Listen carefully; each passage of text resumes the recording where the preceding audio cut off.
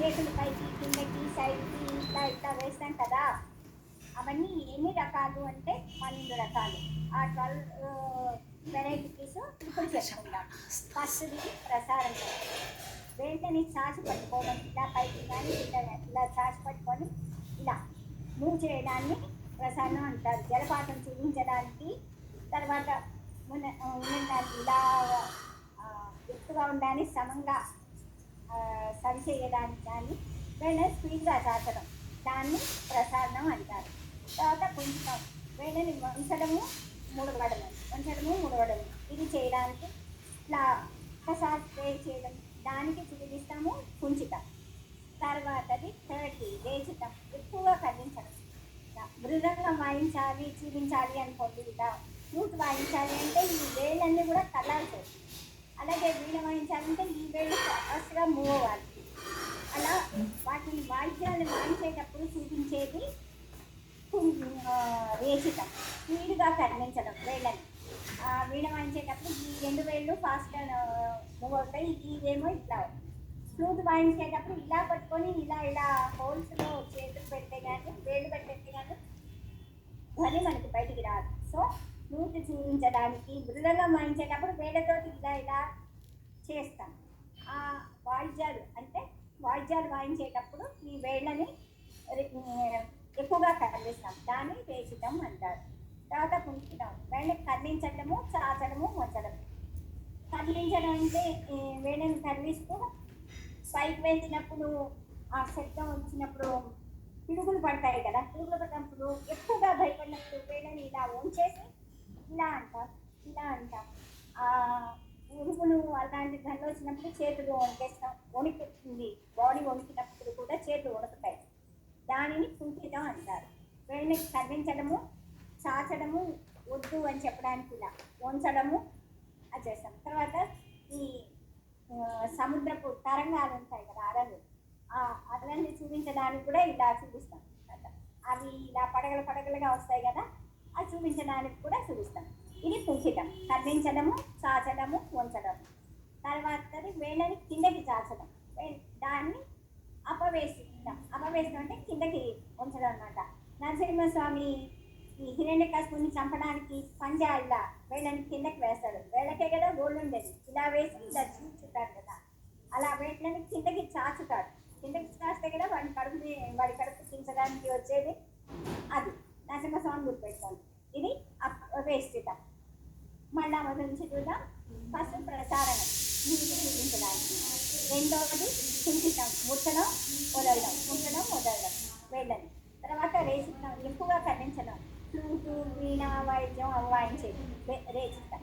తర్వాతది కుంచితం, వేళ్ళని కదిలించడం, చాచడం, ఉంచడం. ఇలా భయపడినప్పుడు అది చేసేది వేళ్ళని ఎక్కువగా కదిలిస్తాం.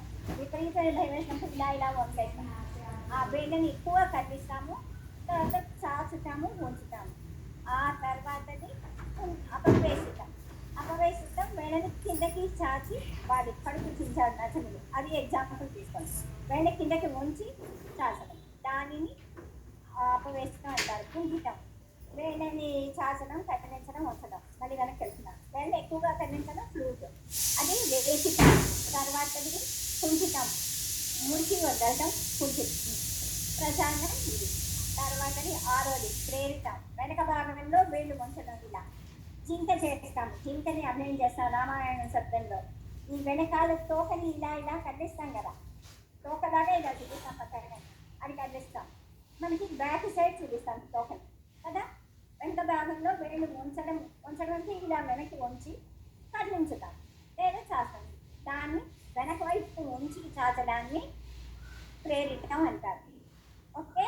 7 ఉద్వేషితం, నిత్యంలో హస్తాలు పైకి చాచడం.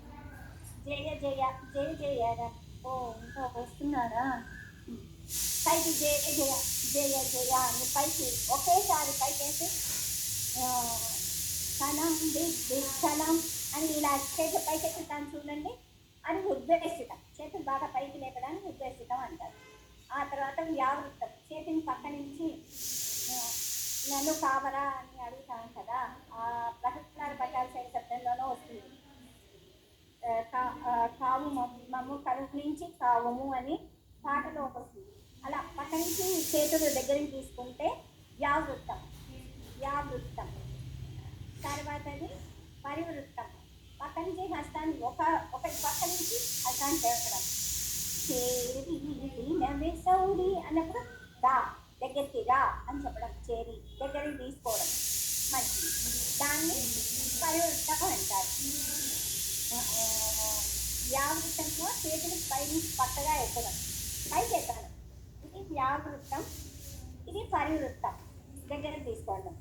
ఉద్దేశిత రెండు చేతులు పైకి ఎత్తడం, జయ జయ జయ జయ అన్నప్పుడు ఆయనకి జయమగ్గాకాన్ని, లేదా కృష్ణుడి ఉంది కదా కృష్ణ కర్ణాంతంలో విజయతే గోపాల చూడమని అన్నప్పుడు చేతులు రెండు పైకి ఎత్తాం కదా, దాన్ని ఉద్వేషితం. వ్యావృత్తం జయ జయ నీకు జయమోగాక అని చెప్పడానికి ఒకవైపు పైకి ఎత్తడం వ్యావృత్తం. పరివృత్తం రెండు చేతులతోటి దగ్గర తీసుకోవడం, లేదా ఒక చేతులకైనా ఇలా సైడ్ నుంచి తీసుకోవడం, దాన్ని పరివృత్తం అంటారు. తర్వాత సంకేతం, మాటలతోటి సంబంధం లేకుండా కేవలం వస్తువులు అవి చూపిస్తూ సైగ చేయడం. అది ఎలా గుర్తు తెచ్చుకో, ఆ రోజు విషయం అది సంగతి అని చెప్పడం. అట్లా కేవలం సైగలతోటి చెప్పేదాన్ని చేసి సంకేతం అంటారు. ఆ టైంలో ఇలా చూపించి, ఇది సాయంత్రం వేళ ఇలా చూపిస్తే, సాయంకాలం ఆ ప్లేస్ ఉంటుంది కదా, అది నోట్తో చెప్పకుండా నువ్వు నేను సాయంత్రం ఆ టైంలో కలుద్దాం అని కేవలం సైగలే, ఇక్కడ మాటలతో చెప్పడం, దాన్ని సంకేతం అంటారు.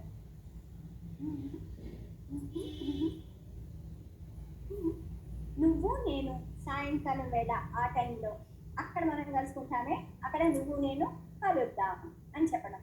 దాంట్లో మాట్లాడాల్సిన పని ఉండదు కదా, అది సంకేతం. తర్వాతది చిహ్నం. చిహ్నం ఏంటంటే ఎదురుగుండా ఉండే వస్తువుని కానీ, లేకపోతే అక్కడ లేని వస్తువుని కానీ ఉత్తగా సైగలతో చూపించి గుర్తొచ్చిందా అని అడగడం అనమాట. ఒక బాల్ని తీసుకొచ్చి చూపించి,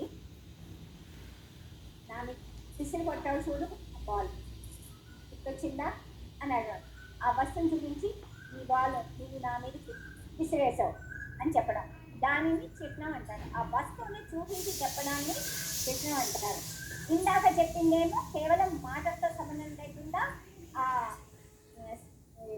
సంకేతం, ఫలానా చోటికి నువ్వు నేను కలుద్దాం దా అని చెప్పడం సంకేతం, మాటలతో పని ఉండదు. ఈసారి అట్లా కాకుండా చిహ్నం ఏంటంటే బాల్లో ఏదో పోనీ ఒక వస్తువు చూపించి దీన్ని నువ్వు నాకు ఇచ్చావు అని చెప్పడానికి, లేదా ఈ బాల్ని నువ్వు నా మీద విసిరికొట్టావు అని చెప్పడానికి చేసేది, ఆ వస్తువుని చూపించి చెప్పేది చిహ్నం. ఓకే. తర్వాతది లాస్ట్ది పదార్థ టీక. పదార్థ టీక అంటే పదార్థాలు ప్రజెంట్. ఒక స్వీట్ ఉంది, స్వీట్ని చూపించి ఇది కావాలా స్వీట్ ఇది అని అడిగామనుకోండి, అది పదార్థ టీక. ఆ వస్తువునే ఇచ్చి ఈ చేతికి ఇచ్చి తీసుకో అని ఇవ్వడం, దాని పదార్థ టీక అంటారు. ఈ చిహ్నము, తర్వాతనేమో సంకేతము, పదార్థ టీక మూడు దాదాపుగా ఒకలాగానే ఉంటాయి, కానీ లేదు. సంకేతం ఏంటంటే ఫలానా చోట నువ్వు నేను కలుసుకో అని చెప్పడం, మాటలతో చెప్పకుండా. మరి చిహ్నం అంటే ఆ వస్తువు చూపించి నువ్వు నన్ను దీంతో కొట్టావు కదా, దీంతో కొట్టావు కదా నన్ను దీంతో అని ఆ వస్తువుని చూపించడం. పదార్థకి ఏంటంటే వస్తువుని చూపించి తీసుకో అని ఇవ్వడం, అది పదార్థ. అవి మూడు. మళ్ళీ చూడండి, ఇవి 12. ఫస్ట్దేమో ప్రసారణం, వేళని ఖండించడం స్పీడ్గా. రెండోది కుంచితం, ముడిచి వదలడం, శాపం ఇవ్వడం కానీ, లేకపోతే ఏదైనా వస్తువులు తీసుకుపోట్టడం కానీ అది. తర్వాత మూడోది వేళని ఎక్కువగా ఖండించడం, ఫ్లూటు, వైలెను, వీణ, ఇవన్నీ వాయించడానికి వేళ్ళని శ్వాసగా కదిలిస్తాం, అది రేచితం. తర్వాతది కుంచితం, వేళ్ళని ఖండించడం, చాచడం, ఉంచడం. వేళ్ళని బాగా స్పీడ్గా ఖండించడము, ఉడుకుతున్న వస్తువులు ఏదైనా వాటిని చూపించడము, తర్వాత వాటిని తీసి పక్కన పడేయడము, అందులోంచి పక్కన విసిరేయడము, ఇదంతా కూడా కుంఠితం అవుతుంది. వేళ్ళని ఖండించడము, చాచడము, ఉంచడము, ఈ అలలు చూపించడానికి కూడా దాన్ని చూపిస్తాం. కుంఠితం. తర్వాతది అపవేశం. ఏదైనా పక్కన చీల్చడం, దాన్ని వేళ్ళను కిందకి ఉంచి గీకడం, దాన్ని ఉపవేశితం. అపవేశితం. ఇదేమో కుంఠితం, స్పీడ్గా కనిపించే కుంఠితం. అపవేశితమేమో కిందకి ఉంచి వేళ్ళని చీకడం, అపవేశితం.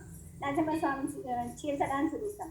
తర్వాత ప్రేరితం, వెనకాల వైపు జింకని చూపిస్తూ వెనకాల తోకని కట్టిస్తాం కదా రామాయణ శబ్దంలో. ఆడినమాయముగా వెంబడిపోతుంది అన్నప్పుడు వెనకాల తోక చూపిస్తాం కదా, అది ప్రేరితం. ఆ తర్వాత ఉద్దేశిస్తాం, రెండు చేతులు విజయతే గోపాలు చూడమని అన్నప్పుడు చేతులు రెండు పైకెత్తి నీకు జయమోగాక అని కృష్ణుని చెప్తాం, అది ఉద్దేశితం. తర్వాత వ్యావృత్తం, చేతిని ఒక పైకి దిగి దిగి దిగి దిగి దిగి దిగి దిగి దిగి దిగి దిగి దిగి దిగి దిగి దిగి దిగి దిగి లేదా జయ జయ జయ జయ సైడ్ వేస్తాం కదా, అది వ్యావృత్తం. తర్వాత పరివృత్తం, అన్నప్పుడు దగ్గరికి తీసుకోవడం, దాన్ని పరివృత్తం అంటారు. ఆ తర్వాత సంకేతం, సాయంత్రం వేళ నువ్వు నేను కలుద్దాం అని సంకేతం చేసినాం. దీన్ని నువ్వు నన్ను కొట్టవు దీంతో, ఈ బాల్తో. తర్వాత స్వీట్ తీసుకో అని ఇవ్వడం, అది పదార్థ. చిన్నవేమో విసిరి కొట్టావు నువ్వు నన్ను అని చెప్పడానికి ఆ వస్తువుని చూపించి ఈ వస్తువుతో నువ్వు నన్ను కొట్టావు అని చెప్పడం. పదార్థ వస్తువుని నీకు ఇచ్చేయడం. ఇవి 12. ఫస్ట్ది ప్రసారణం, తర్వాతది కుంచితం, తర్వాతది రేచితం, తర్వాతది కుంఠితం, తర్వాతది అపవేశితం కిందకి పీకుడు, తర్వాతది ప్రేరితం వెంటాల జింక తోక చూపించడం, తర్వాత ఉద్వేషితం రెండు చేతులు పైకెత్తడం, తర్వాతది వ్యావృత్తం, తర్వాతది పరివృత్తం దగ్గర తీసుకోవడం లేదా తీసుకోవడం, ఆ తర్వాత సంకేతం ఫలానా టైంలో నువ్వు నేను కలుద్దాము లేదా ఫలానా టైంలో వాళ్ళు కలిశారు అని చెప్పడం, అది సంకేతం. తర్వాత చిహ్నం, వస్తువు చూపించి దీంతో నువ్వు నన్ను కొట్టావు లేదా ఈ వస్తువు గురించి నువ్వు నాకు ఇచ్చావు కదా అని చెప్పడం, అది చిహ్నం, వస్తువుని చూపించడం. తర్వాత వస్తువుని మనకి ఇచ్చేస్తే అది పదార్థగా, దాన్ని నీకు ఇచ్చేసి తీసుకో అని చెప్పడం. ఇది 12. ఓకే, అర్థమైనాయా? ఫాస్ట్ చెప్పానా? లేదు, అర్థమయ్యాయి. అర్థమైంది కదా. నెక్స్ట్ మనం దీనికి పెట్టుకోదాం, దృష్టిభేదాలు. 8. తర్వాత శిరోభేదాలు 9. నిన్న మనం ఇవి నేర్చుకున్నాం కదా, దాని పేరేంటి, గ్రీవాభేదాలు, ధ్రువభేదాలు నేర్చుకున్నాం కదా. గ్రీవాభేదాలు 4, ధ్రువభేదాలు 6. ఇప్పుడు దృష్టిభేదాలు 8 అవి చూద్దాం. సమదృష్టి, ఎటువైపు చూడకుండా స్ట్రైట్గా మామూలుగా మనము తపస్సు చేసుకోవడము లేకపోతే ఏదైనా ధ్యాన చేసినప్పుడు ఒకే వస్తువు మీద కాన్సన్ట్రేట్ చేసినప్పుడు చూపు స్ట్రైట్గా ఉంటుంది. చూపు అంటే లోపల కళ్ళు బ్లాక్ బాల్స్ అవి.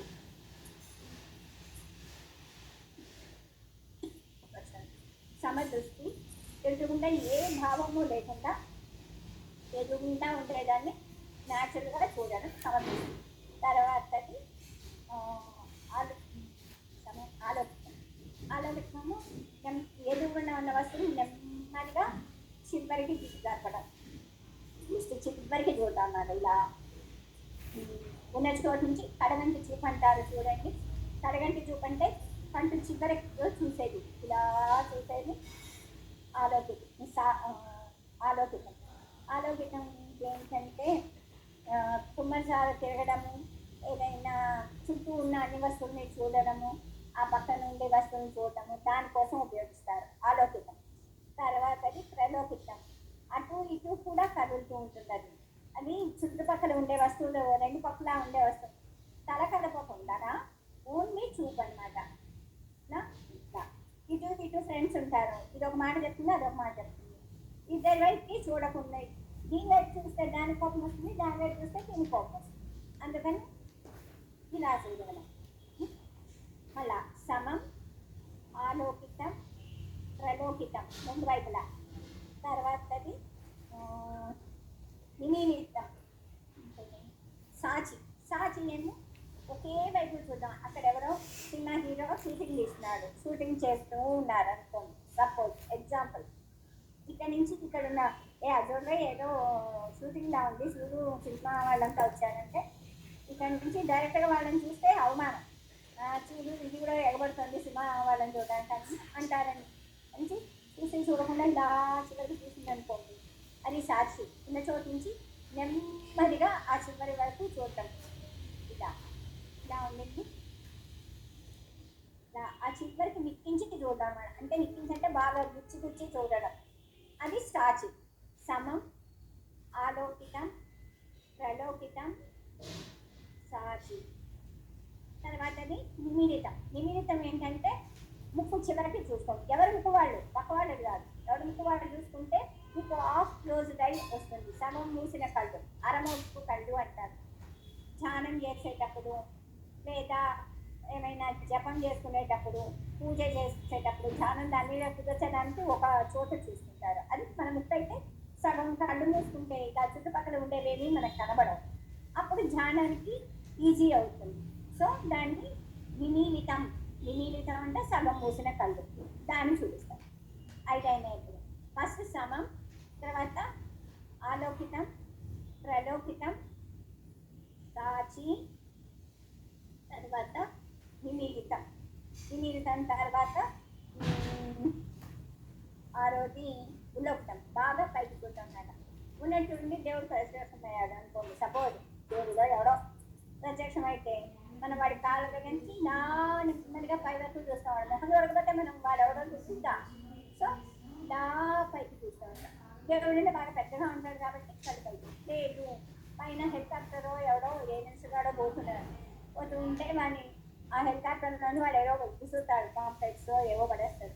వాటిని చూడటం కోసం కళ్ళు బాగా పైకి ఎత్తుతాం, దాన్ని ఉల్లోకితం, పైకి చూడటం అంటారు. తర్వాత అనువృత్తం. అనువృత్తం అంటే ఆ పై నుంచి చూసి కింద పడతాయి, వాడు ఏవో పడేసాడు కాంప్లెక్స్, అవేమిటో చూడాలి.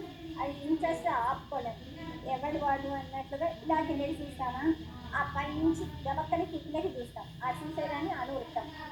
ఉద్దేశితం, అనువృత్తము. తర్వాతది అవలోకితం. అవలోకితం అనువృత్తమేమో కోపంగా చూడటము, ప్రేమతో పిలవడము, పిలవడం. అవలోకితం కిందకి, ఉల్లోకితం పైకి, అనువృత్తము పక్కన వాళ్ళని పిలిచి ఇట్లా అని సైగ చేయడం. పక్కన వాడేదో విసిగిస్తూ ఉంటారు, విసిగిస్తూ చిరాగా అని ఇలా ఇలా కోపంగా ఇలా చూస్తాం చూడండి, అది అనువృత్తం.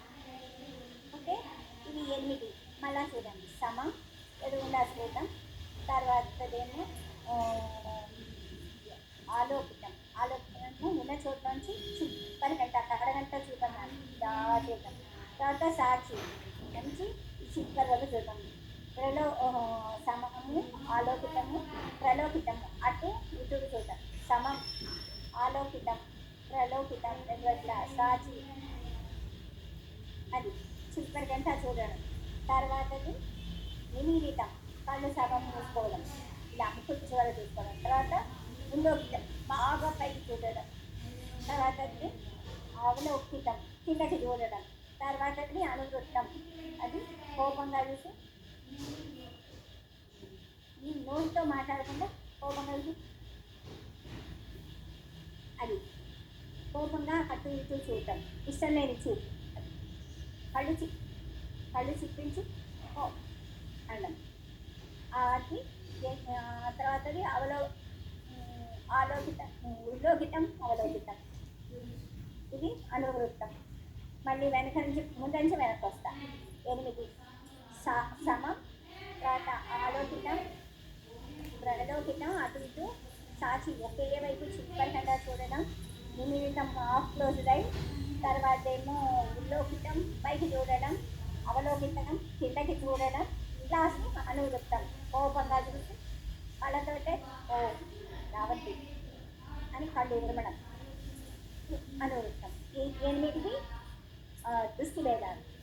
తర్వాత స్థిరో భేదాలు అప్పుడు 1కి వస్తా. 1:02, 1:10 అలా వస్తారుగా. ఒక 5 నిమిషాలు అటు ఇటు సరే వస్తారు. Okay madam. Okay madam. ఈసారి శిరోభేదాలు నాయక లక్షణాలు చూద్దాం. ఓకేనా? Okay madam. అందరికి వచ్చేయండమ్మా. మరి లేట్ అయితే మరి హాఫ్ అన్ అవర్లో పావు గంట మీ జాగ్రత్తగా పోతుంది కదా. మేడం ఒక్క చిన్న డౌట్ మేడం. మేడం, పదంకి పదవర్ణంకి తేడా అంటే క్షేత్రయ పదం పదవర్ణంకి డిఫరెన్స్ ఏంటి? పదంలో నీకు అభినయానికి మాత్రమే అవకాశం ఉంటుంది, అడుగులు వేయడానికి వీలుండదు. ఓన్లీ ముఖంలో ఎక్స్ప్రెషన్స్ మాత్రమే చూస్తారు పదంలో. పదవర్ణంలో నీకు అడుగులు ఉంటాయి. 3 స్పీడ్స్లో చేయాల్సి ఉంటుంది. స్లో మోషన్, ఫాస్ట్ మోషన్, ఇంకా థర్డ్ స్పీడ్ మోషన్ అలా చేయాల్సి వస్తుంది పదవర్ణంలో. నీకు ఇది ఆలాప ఫస్ట్ది దాని అంటారు పల్లవి అనుపల్లవి ఉంది. చరణాలతో పాటు ముక్తాయి కూడా ఉంటుంది. ముక్తాయి అంటే ఒకే పదాన్ని కలిసారు. ముక్తాయింపు వేరు. ముక్తాయింపు నిన్న మనం చూసాం. ముక్తాయింపు పాట అయిపోయిన తర్వాత చేసేది, ముగించేసామని చెప్పే ముక్తాయి. ఈ ముక్తాయి ఏంటంటే ఒకే పదాన్ని తీసుకొని 10 రకాలుగా అభినయం చేయడం. అది కేవలం పదవర్ణంలో మాత్రమే ఉంటుంది, మిగిలిన వాటిలో ఉండదు. పదం అలా కాదు. పదంలో నువ్వు కేవలం ఇచ్చిన పాటకు ముఖజాభినయం అంటే ముఖంలో అభినయం ఒకే మాటని 10 రకాలుగా అభినయించాలి. దాంట్లో నీకు అడుగు వేయాల్సిన అవసరం ఉండదు. కూర్చొని చేసేసినా సరే. అది ఎగ్జాంపుల్, రేపే వస్తూ కానీ తూర్పు తెల్లవారే పోరా ఈ వేళకు పదం.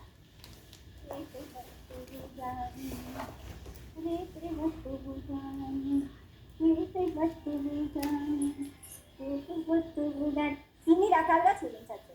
తూర్పు తెల్లవారే, తూర్పు తెల్లవారే, తూర్పు తెల్లవారే పోరా ఈ వేళకు, పోరా ఈ వేళకు, పోరా ఈ వేళకు, పోరా పోరా ఈ వేళకు. ఇలా ఇన్ని రకాలుగా కూర్చొని చేయాలి. నిలబడి పోరా పోరా పోరా అని అడుగులు వేస్తుందంట. అడుగు చేసే ఇదే ఉండదు. నువ్వు అడుగు ఎక్కడ వేస్తావు? పోరా పోరా అని వేయలేం కదా. కేవలం అభినయం మాత్రమే చేస్తాం. దాన్ని క్షేత్రయ పదం. క్షేత్రయ పదమే కాదు, ఇంకా చాలామంది పదాలు రాశారు. కాకపోతే మనం ఎక్కువగా చేసి ఇంకలేట్గా వచ్చింది, అయిపోయింది కదా క్లాస్. క్షేత్రయ పదం అది అభినయానికి మాత్రమే అవకాశం ఉంటుంది. అరే నేను ఎడ్మిట్ కొట్టాను, అయిపోయింది ఇక్కడ. ఓకే, పదవన్నం అట్లా కాదు. శివాజీ మహారాజేంద్ర దానికి తగు జానరాని. ఆ ఒక్క మాటనే ఒక 20 టైమ్స్ ఇంకా చేయగలిగితే ఇంకో 5 సార్లు చేయవచ్చు. అదే మాటను తీసుకొని చేసి మళ్ళీ పల్లవి అనుపల్లవిలోకి వెళ్ళిపోతాం. అది పదవర్ణం. ముక్తాయి ఎక్కువ ఉంటుంది, దాన్ని పదవర్ణం అంటారు. ఓకే, అర్థమైందా? ఓకే మేడం, అర్థమైంది. రైట్. చేసేటప్పుడు తెలుస్తుంది. అది పల్లవి అనుపల్లవి చరణాలు ఉంటాయి, రెండిట్లోనూ ఉంటాయి. కానీ ఆ పల్లవి అనుపల్లవి చరణంతో పాటుగా ముక్తాయి వస్తుంది పదవర్ణాల్లో. పదవర్ణాల్లో నువ్వు అడుగు వెయ్యాలి. 3 కాలాల్లోనూ వెయ్యాలి. ఫస్ట్ కాలంలో వేసి అయిపోయిన చాలు అని ఊరుకోవడానికి వీలులేదు. అది 3 కాలాల్లోనూ 3 స్పీడ్స్లోనూ వేయాలి. దాంట్లో జతులు అవి కూడా ఉంటాయి. నీకు పదంలో అవి ఉండవు. కేవలం పల్లవి అనుపల్లవి చరణం. దాన్ని మళ్ళీ అభినయం మాత్రమే చేయాలని కాళ్ళతోటి కుక్కర్కి ఏం ఉండదు. దాంట్లో అభినయం మాత్రమే అవకాశం. అది పదానికి పదానికి తేడా. ఓకే, మళ్ళీ మిగిలింగే 1:10 అలా వచ్చేస్తుంది. ఓకే, వాళ్ళందరినీ కొంచెం త్వరగా వచ్చేయండి అమ్మా. ఎందుకంటే నాకు హాఫ్ అన్ అవరే లేదు, అంతే. హాఫ్ అన్ అవర్ కంటే ఉండట్లేదు. నేను సాటర్డేకి రెక్టిఫై చేస్తా. ఓకే.